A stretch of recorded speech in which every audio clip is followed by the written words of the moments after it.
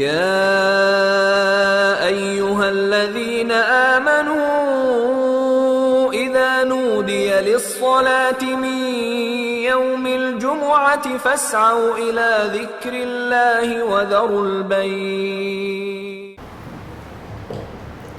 إن الحمد لله نحمده ونستعينه ونستغفره ونؤمن به ونتوكل عليه ونعوذ بالله من شرور أنفسنا ومن سيئات أعمالنا.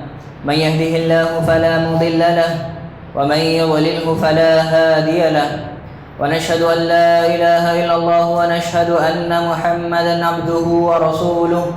أما بعد، أرسله بالحق بشيرا ونذيرا وداعيا إلى الله بإذنه وسراجا منيرا. أما بعد، فإن خير الحديث كتاب الله، وخير الهدي هدي محمد صلى الله عليه وسلم، وشر الأمور محدثاتها، وكل محدثة بدعة، وكل بدعة ضلالة، وكل ضلالة في النار. أما بعد، فقال تعالى في القرآن المجيد: يا أيها الذين آمنوا اتقوا الله حق تقاته ولا تموتن إلا وأنتم مسلمون. أما بعد، فقال تعالى في القرآن المجيد: يا أيها الذين آمنوا اتقوا الله حق وقولوا قولا سديدا يصلح لكم أعمالكم ويغفر لكم ذنوبكم ومن يطع الله ورسوله فقد فاز فوزا عظيما. أما بعد، فقد قال تبارك وتعالى في القرآن المجيد: يا أيها الناس اتقوا ربكم الذي خلقكم من نفس واحدة وخلق منها زوجها وبث منهما رجالا كثيرا ونساء واتقوا الله الذي تساءلون به والأرحام إن الله كان عليكم رقيبا. أما بعد، محترم و مکرم حاضرین جمعہ،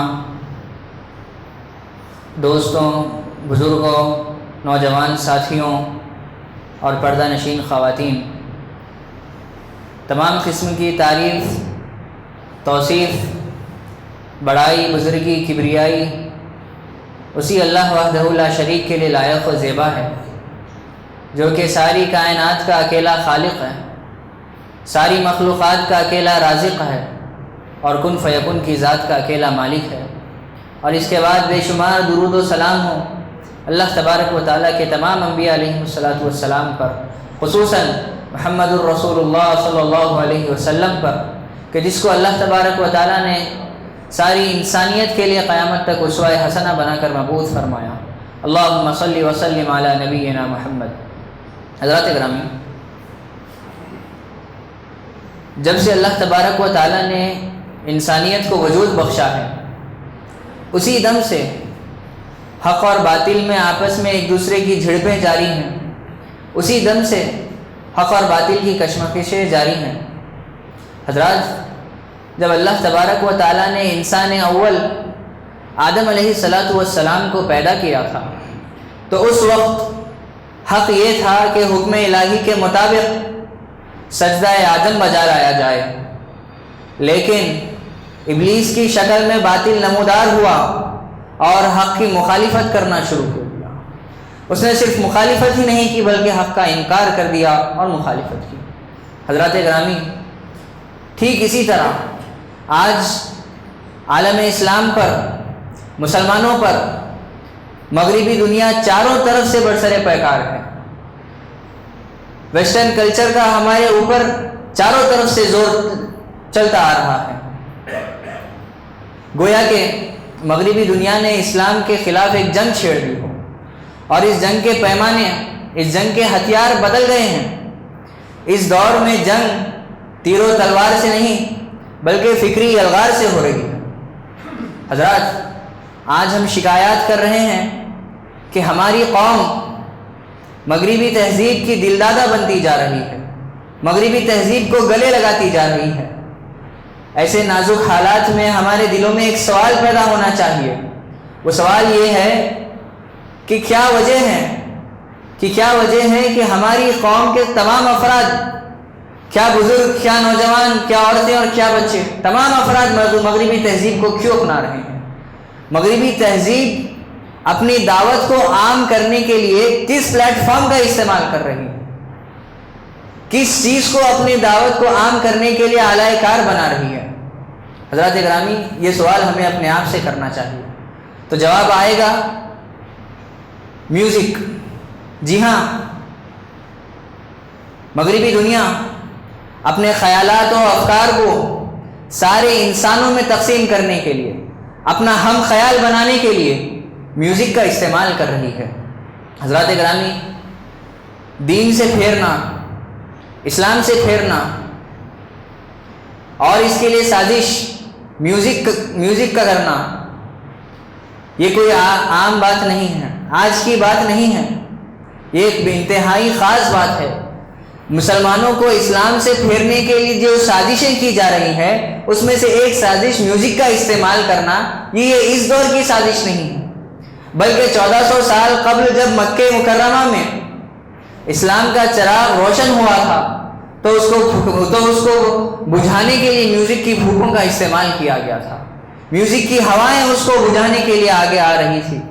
حضرات گرامی، قرآن مجید میں اللہ تبارک و تعالیٰ ارشاد فرماتا ہے وَمِنَ النَّاسِ مَن يَشْتَرِي لَهْوَ الْحَدِيثِ لِيُضِلَّ عَن سَبِيلِ اللَّهِ بِغَيْرِ عِلْمٍ وَيَتَّخِذَهَا هُزُوًا أُولَٰئِكَ لَهُمْ عَذَابٌ مُّهِينٌ۔ اللہ تبارک و تعالیٰ کہتا ہے کہ لوگوں میں سے بعض ایسے ہیں جو لہو الحدیث کو خریدتے ہیں، اور اس لیے خریدتے ہیں تاکہ لوگوں کو اسلام کے راستے سے بھٹکایا جائے، اور اس بات کو وہ مذاق کا پہلو سمجھتے ہیں۔ یقیناً ایسے لوگوں کے لیے رسوا کن عذاب ہے۔ حضرات، ابھی جو آیت آپ نے سماعت فرمائی ہے، مفسرین کہتے ہیں کہ یہ آیت اللہ تبارک و تعالیٰ نے اس وقت نازل کی کہ ایک مشرکین مکہ میں سے آدمی تھا، اس آدمی نے دور دراز مقام ایران تک کا سفر کیا اور وہاں سے 2 ناچنے گانے والی لونڈیوں کو خرید کر لایا۔ وہ لونڈیاں ایسی تھی جو ناچنے اور رقص کرنے میں، موسیقی کے آلات بجانے میں، گانے میں ماہر ہوا کرتی تھی۔ تو وہ شخص ایران سے خرید کر مکہ لایا، اور جب کبھی وہ سنتا کہ کوئی نوجوان یا کوئی ایک آدمی مکے میں اسلام سے دلچسپی رکھنے لگا ہے، اسلام کے قریب ہونے لگا ہے، بس وہ پسو پیش ہے کہ اب میں اسلام میں داخل ہو جاؤں یا نہ داخل ہو جاؤں، تو ایسے شخص کے اوپر یہ ان 2 لونڈیوں کو مسلط کر دیتا۔ تو یہ 2 لونڈیاں جاتی، ناچتی، گاتی اور میوزک بجاتی، آلات موسیقی کا استعمال کرتی اور کہتی ھذا خیر مما جاء بہ محمد، کہ یہ سب سے بہترین چیز ہے جو محمد صلی اللہ علیہ وسلم تمہارے پاس لے کر آئے ہیں۔ حضرات گرامی، کہنا مقصد یہ ہے کہ مسلمانوں کو اسلام سے پھیرنے کی جو سازش میوزک کے ذریعے کی جا رہی ہے، وہ اس دور کی نہیں ہے، بلکہ اسی دور کی ہے جب سے اسلام کی پیدائش ہے۔ حضرات گرامی، آپ کو تعجب ہوگا کہ اگر میں یہ کہوں کہ مومنوں کو ان کے دین سے پھیرنے کے لیے میوزک کے ذریعے سے سازش اس وقت سے کی جا رہی ہے جب سے آدم علیہ السلام کی تخلیق ہوئی۔ جب اللہ تبارک و تعالیٰ نے شیطان کو دھتکار دیا، تب شیطان نے اللہ تبارک و تعالیٰ سے کچھ چیزیں مانگی، اور اللہ تبارک و تعالیٰ نے اس کو تمام چیزیں عطا کر دی۔ مومنوں کو راہ راست سے بھٹکانے کے لیے اس نے اللہ سے توفیق مانگی، اور اللہ نے اس کو توفیق دی، اور وہ اللہ تبارک و تعالیٰ اسے کہتا ہے کہ جو چیزیں اللہ نے اسے عطا کی ہے، قرآن مجید میں اللہ تبارک و تعالیٰ کہتا ہے وَاسْتَفْزِزْ مَنِ اسْتَطَعْتَ مِنْكُمْ وَاسْتَفْزِزْ مَنِ اسْتَطَعْتَ مِنْهُمْ بِصَوْتِكَ وَأَجْلِبْ عَلَيْهِمْ بِخَيْلِكَ وَرَجِلِكَ وَشَارِكْهُمْ فِي الْأَمْوَالِ وَالْأَوْلَادِ وَعِدْهُمْ وَمَا يَعِدُهُمُ الشَّيْطَانُ إِلَّا غُرُورًا۔ ذرا اللہ تبارک و تعالیٰ شیطان کو ساری چیزیں عطا کرتے ہوئے کہتا ہے کہ اے ابلیس، جا تو بھٹکا میرے بندوں کو۔ کس ذریعے سے؟ بِصَوْتِكَ، تیری آواز سے تو انہیں بھٹکا، اور تیری فوج سے تو انہیں بھٹکا، اور میرے بندوں کے مال میں اور اولاد میں تجھے اختیار ہے، تو اس میں فتنہ پیدا کر سکتا، اور ان کے لیے وعدے کر۔ اور پھر اللہ تبارک و تعالیٰ مومنوں کو نصیحت کرتا ہے وَمَا يَعِدُهُمُ الشَّيْطَانُ إِلَّا غُرُورًا، اور شیطان کے وعدے سوائے دھوکے کے کچھ نہیں ہوتے۔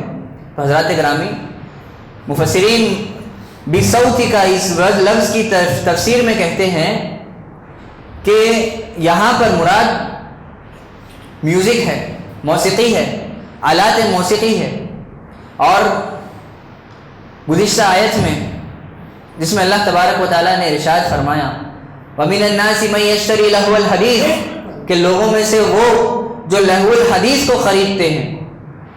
تو لہو الحدیث کی تفسیر کرتے ہوئے صحابی رسول عبداللہ ابن مسعود رضی اللہ عنہ نے قسم اٹھا لی اور قسم اٹھا کر کہا واللہ الذی لا الہ الا اللہ کہ اس ذات کی قسم جس کے سوا کوئی معبود برحق نہیں. یہاں پر لہو الحدیث سے مراد موسیقی ہے، آلات موسیقی ہے. حضرات گرامی، ایک اور چیز جس کی طرف توجہ دلانا انتہائی ضروری سمجھتا ہوں کہ میوزک کے ذریعے دشمنان اسلام سازشیں رچ رہے ہیں، ہمیں دین سے بھٹکانے کی کوشش کر رہے ہیں. تو کیا واقعی میں ان کی یہ سازش کامیاب ہو رہی ہے؟ کیا واقعی ان کی سازش کو وہ پورا انجام دے پا رہے ہیں؟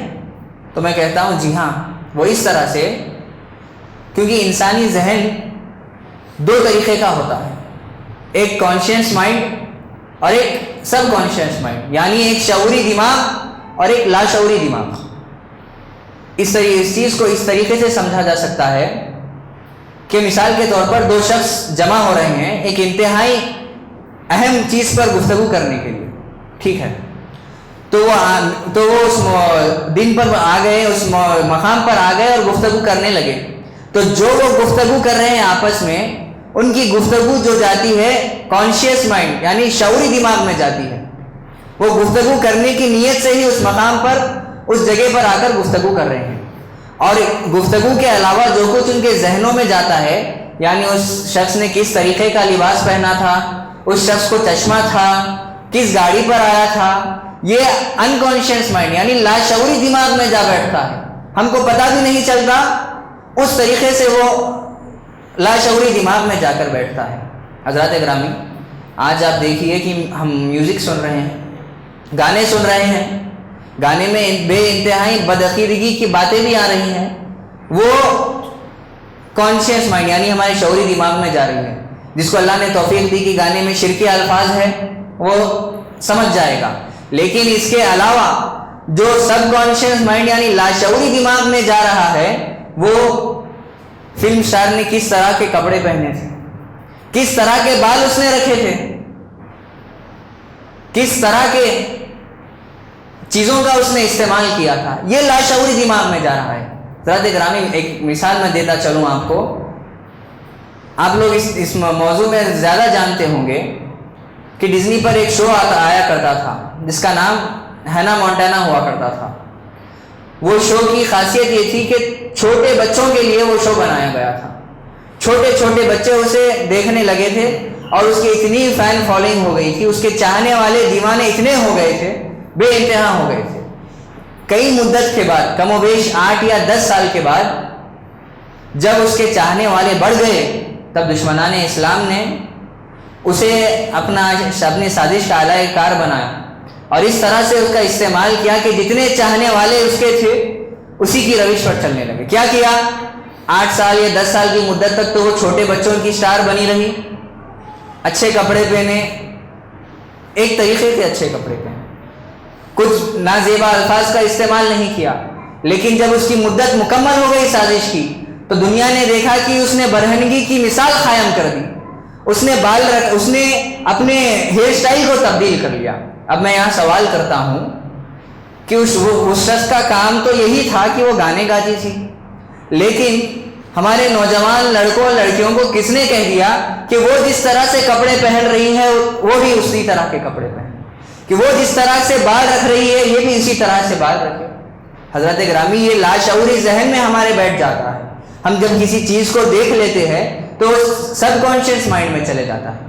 اور اسی طرح ہندوستان کی مثال آپ لے لیجئے. ناچنے گانے میں، میوزک میں کئی افراد مشہور ہیں. اس شخص کا نام سر فہرست آتا ہے، ہنی سنگھ. نعوذ باللہ، نام لیتے ہوئے بھی دھتکار لعنت نکل رہی ہے. حضرت گرامی، میں سوال کرتا ہوں نوجوانوں سے کہ وہ تو صرف گانے گاتا تھا، لیکن آپ کو یہ کس نے کہہ دیا کہ میں جس طرح سے بال رکھتا ہوں آپ بھی اسی طرح سے بال رکھو، کہ میں جس طرح کے کپڑے پہنتا ہوں آپ بھی اسی طرح کے کپڑے پہنو؟ یہ لاشعوری دماغ میں ہمارے اندر جا بسا. حضرات گرامی، تو اس طرح سے دشمنان اسلام ہمارے ذہنوں کے ساتھ کھیل رہے ہیں۔ اس طرح سے دشمنان اسلام ہمیں ہمارے دین سے غافل کر رہے ہیں اور ہمیں پتہ بھی نہیں چل رہا ہے۔ اللہ تبارک و تعالی ہماری ہم تمام سے اس چیز کی ہم تمام سے حفاظت فرمائے۔ حضرات، آپ تعجب کریں گے یہ بات سن کر کہ بیچ میں ایک فوٹو وائرل ہوئی تھی، اللہ جانے وہ فوٹو میں کتنی حقیقت ہے یا کتنی جھوٹ ہے، لیکن اس فوٹو میں کیا تھا، میں بولنے سے پہلے ایک بات آپ کو کہہ دینا مناسب سمجھتا ہوں کہ آج معاشرے کا جو حال ہے کہ ہماری خواتین اور چھوٹے بچوں کو شاید قرآنی سورے اتنی طرح سے مکمل یاد نہیں ہوں گے، اتنی اچھی طریقے سے یاد نہیں ہوں گے، لیکن غیر مسلمین کے بول، غیر مسلمین کے بھجن ان کو اتنی اچھی طرح سے یاد ہوگی۔ وہ کس طرح سے کہ میں کہتا ہوں کہ وہ فوٹو وائرل ہوئی تھی، اس فوٹو میں ایکتا کپور نامی ایک عورت کی تصویر تھی، نیچے لکھا ہوا تھا کہ میں ہر مسلمان کے گھر میں مندر کی گھنٹی بجاؤں گی۔ اللہ اکبر۔ حضرات گرامی، یہ کہاں ہم جی رہے ہیں؟ لاشعوری طور پر ہمارے گھروں میں قرآن تو نہیں پڑھا جا رہا، میوزک کے نام پر ہمارے بچوں کو وہ چیزیں یاد ہو گئی، کسی نے انہیں سکھایا تک نہیں لیکن انہیں یاد ہے۔ حضرات، اللہ کے نبی صلی اللہ علیہ وسلم نے کہا کہ صوتان ملعونان، کہ دو ایسی چیزیں ہیں، دو ایسی آوازیں ہیں جس پر لعنت کی گئی ہوئی، صوت مزمار عند نغمۃ وصوت ویل عند مصیبۃ، کہ گانے بجانے کے وقت آلات موسیقی کا استعمال کرنا اور مصیبت کے وقت نوحہ کرنا، گریہ کرنا۔ اور ایک دوسری روایت میں آتا ہے عن جابر رضی اللہ عنہ قال خرج رسول اللہ صلی اللہ علیہ وسلم مع عبد الرحمن بن عوف الى النخیل، کہ جابر رضی اللہ عنہ کہتے ہیں کہ آپ صلی اللہ علیہ وسلم نخلستان کی طرف یعنی کھجور کے باغات کی طرف عبد الرحمن ابن عوف کے ساتھ گئے، اور آپ صلی اللہ علیہ وسلم کے ساتھ ان کے بیٹے ابراہیم بھی موجود تھے۔ راوی حدیث کہتے ہیں فَيُجَوِّدَ نَفْسَهُ ابراہیم، تو اچانک ابراہیم کی روح نکلنے لگی، ابراہیم سکرات کے عالم میں چلے گئے، تو آپ صلی اللہ علیہ وسلم رونے لگے۔ تو عبد الرحمن ابن عوف رضی اللہ عنہ کہنے لگے اتبکی وانت تنہی عن البکا، کہ اے نبی صلی اللہ علیہ وسلم آپ رو رہے ہیں، آپ تو رونے سے منع کرتے ہیں۔ تو آپ صلی اللہ علیہ وسلم نے کہا، غور سے سنیے، آپ صلی اللہ علیہ وسلم نے کہا انی لم انہی عن البکا، کہ میں رونے سے کبھی تمہیں انکار نہیں کیا، انما نہیت عن صوتین احمقین فاجرین، کہ میں تو تمہیں صرف دو احمق، دو فاجر آواز سننے سے میں تمہیں روکتا ہوں۔ وہ کیا؟ آپ صلی اللہ علیہ وسلم کہتے ہیں صوت مزمار عند نغمۃ ومزامیر الشیطان، کہ گانے کے موقع پر میوزک کا، آلات موسیقی کا استعمال کرنا، اس سے میں تمہیں روکتا ہوں۔ اور آپ صلی اللہ علیہ وسلم نے آلات موسیقی کو مزمار الشیطان یعنی شیطان کی موسیقی کہا، شیطان کا ہتھیار کہا ہے۔ اور دوسری آواز وہی آپ صلی اللہ علیہ وسلم نے کہا مصیبت کے وقت واویلا کرنا، ماتم کرنا۔ حضرات گرامی، آج میوزک کو ہم نے اتنا عام کر لیا اور ہماری پیشانی پر بل تک نہیں ہے، ہمارے دل میں یہ سوچ تک پیدا نہیں ہو رہی ہے کہ اس کو اللہ تبارک و تعالیٰ نے حرام کر رکھا ہے۔ ایک حدیث میں آپ صلی اللہ علیہ وسلم ارشاد فرماتے ہیں لَيَكُونَنَّ فِي أُمَّتِي أَقْوَامٌ يَسْتَحِلُّونَ الْحِرَّ وَالْحَرِيرَ وَالْخَمَرَ وَالْمَعَازِفَ، کہ میری امت میں ضرور بضرور ایسے لوگ آئیں گے جو زناکاری کو حلال سمجھ لیں گے، ریشمی لباس زیب تن کرنے کو حلال جانیں گے، شراب نوشی کو حلال سمجھیں گے، اور تو اور موسیقی کو حلال کر لیں گے۔ حضرات گرامی، اس حدیث کی تشریح میں شیخ صالح الفوزان حفظہ اللہ ارشاد فرماتے ہیں کہ ایک ایسا شخص ہوگا جو گناہ کرے گا اور اس گناہ کو وہ گناہ سمجھ کر گناہ انجام دے گا، تو وہ شخص دائرہ اسلام میں باقی ہے؟ مومن ہے لیکن گناہ کبیرہ کا ارتکاب کر رہا ہے. لیکن ایسا شخص جو گناہ کو گناہ نہیں سمجھتا بلکہ حلال سمجھ کے کر رہا ہے، جیسا کہ آپ صلی اللہ علیہ وسلم نے حدیث میں کہا ہے کہ میری امت میں ایسے لوگ آئیں گے کہ جو موسیقی سننے کو حلال سمجھ لیں گے. تو اس کی تشریح میں کہتے ہیں کہ ایسا شخص جو گناہ کرنے کو حلال سمجھ کر لے گا ویسا شخص کافر ہے، دائرہ اسلام سے خارج ہے. حضرات گرامی، موسیقی جو بنا سوچے سمجھے آج ہمارے شادیوں میں، دعوتوں میں، تقریبوں میں استعمال کی جاتی. بعض افراد اللہ ہدایت دے سڑکیں جام کر دیتے ہیں، جبکہ آپ صلی اللہ علیہ وسلم کی تعلیم یہ ہے کہ جب تم راستے سے گزرو تو تکلیف دہ چیز کو راستے سے ہٹا دو. یہ ایمان کا سب سے نچلا درجہ ہے. تو وہ میوزک کے ذریعے، موسیقی کے ذریعے سارے شہر کو تکلیف دے رہے ہیں راستہ جام کر اور بڑے خوش ہو رہے ہیں. حسن بصری رحمۃ اللہ علیہ ارشاد فرماتے ہیں وَإِن كَانَ فِي الْوَلِيمَةِ لَهْوٌ وَلَعْبٌ أَيْ مِزْمَارٌ فَلَا دَعْوَةَ لَهُ، کہ وہ کہتے ہیں کہ اگر تمہیں کسی ولیمے کی دعوت آئے اور تم وہاں دیکھو کہ وہاں پر موسیقی کا استعمال کیا جا رہا ہے تو ان کی دعوت پر ہرگز لبیک نہ کہو، ان کی دعوت میں نہ جاؤ. جبکہ اللہ کے نبی نے کہا ہے کہ جب ایک مسلمان بھائی تمہیں دعوت دے تو تمہارا لیے فرض ہے کہ اس کی دعوت کو قبول کرو. لیکن علماء نے یہ کہا کہ اگر موسیقی وہاں پر موجود ہے تو اس کی خباثت کی وجہ سے تمہیں وہاں جانا ہی نہیں چاہیے. حضرات اتنا ہی نہیں، امام ابو حنیفہ رحمۃ اللہ علیہ کے شاگرد قاضی ابو یوسف رحمہ اللہ وہ کہتے ہیں اذا سمعتم مزمارا من بیت فادخلوا فی بیت بغیر استئذان لأن تغیر عن المنکر واجب. وہ کہتے ہیں کہ اگر میں کسی گھر سے موسیقی کی آواز کو سنوں گا تو بغیر اجازت طلب کیے میں اس گھر میں داخل ہو جاؤں گا اور موسیقی کے آلات کو توڑ دوں گا، کیونکہ نہیں عن المنکر مسلمانوں پر واجب ہے، برائی سے روکنا مسلمانوں پر واجب ہے. حضرات ہمارے سلف نے موسیقی سے کوسوں دوری اختیار کر کے ہمارے لیے نمونہ بخشا ہے. اور آج ہم اللہ کی توفیق سے توحید پر قائم ہونے کے بعد بھی لاشعوری طور پر موسیقی کا استعمال کر رہے ہیں. اور مختصر طور پر یہ بات عرض کر دیتا ہوں کہ امام احمد بن حنبل رحمۃ اللہ علیہ ارشاد فرماتے ہیں لا يعجبني انما ينبت في القلب نفاق كما ينبت الماء البقل. کہ امام احمد کہتے ہیں کہ مجھے موسیقی ذری پسند نہیں آتی، وہ جو دلوں میں منافقت کو پیدا کرتی ہے، جس طرح سے زمین پر پانی ڈالنے سے ترکاریاں اگتی ہے اسی طرح سے موسیقی دلوں میں نفاق پیدا کرتی ہے. حضرات گرامی، ایک آخری بات، جتنا ہلکا ہم آج میوزک کو سمجھ رہے ہیں اتنی ہی خبیث اور اتنی ہی بڑی چیز یہ ہے. وہ اس چیز سے آپ اندازہ لگا سکتے ہیں، آپ صلی اللہ علیہ وسلم کے اس فعل سے آپ اندازہ لگا سکتے ہیں. ہم محبت رسول کے دعوے تو کرتے ہیں لیکن آپ صلی اللہ علیہ وسلم کے اسوے کو ہمیں ہماری زندگی میں 100% نافذ کرنے کی ضرورت ہے.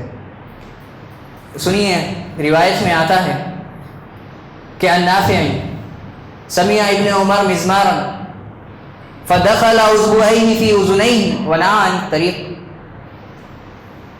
کہ نافع ابن عمر رضی اللہ عنہ کے شاگرد ہے کہ وہ کہتے ہیں کہ میں ایک بار ابن عمر کے ساتھ جا رہا تھا تو راستے میں جاتے جاتے ابن عمر نے بانسری کی آواز سنی، موسیقی کی آواز سنی، میوزک کی آواز سنی تو کیا اپنے دونوں کانوں میں دونوں انگلیاں دھر لی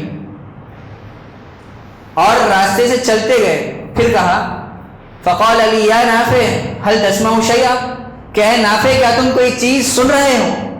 تو انہوں نے کہا فقال لا، نہیں، اب مجھے وہی چیز سنے نہیں آ رہی.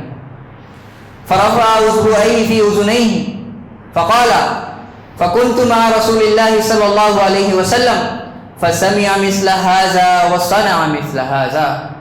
کہ ابن عمر نے کہا کہ نافع کیا تم کچھ آواز اب سن رہے ہو؟ نافع نے کہا کوئی آواز سنے نہیں آ رہی.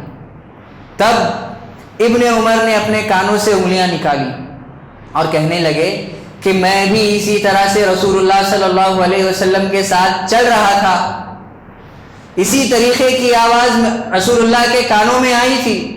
رسول اللہ نے بھی ٹھیک اسی طریقے سے اپنی دونوں انگلیاں کانوں میں رکھ لی تھی. ذات گرامی، آپ صلی اللہ علیہ وسلم نے اس کو سننا تک گوارا نہیں کیا، اور آج ہم شعوری طور ہو یا لاشعوری طور ہو اس کو سنتے چلے جا رہے ہیں. اللہ تبارک و تعالیٰ سے دعا ہے کہ اللہ تبارک و تعالیٰ ہم تمام کی موسیقی سے حفاظت فرمائیں، ہم تمام کی ایمان کی حفاظت فرمائیں. دشمنان اسلام کی جو سازشیں ہیں ہمارے ایمان کو چھیننے کی، ہم سے ہمارا ایمان ہے اللہ تو محفوظ رکھ. واقول قولی ھذا استغفر اللہ لکم ولسائر المسلمین من کل ذنب فاستغفروه انه هو التواب الرحیم.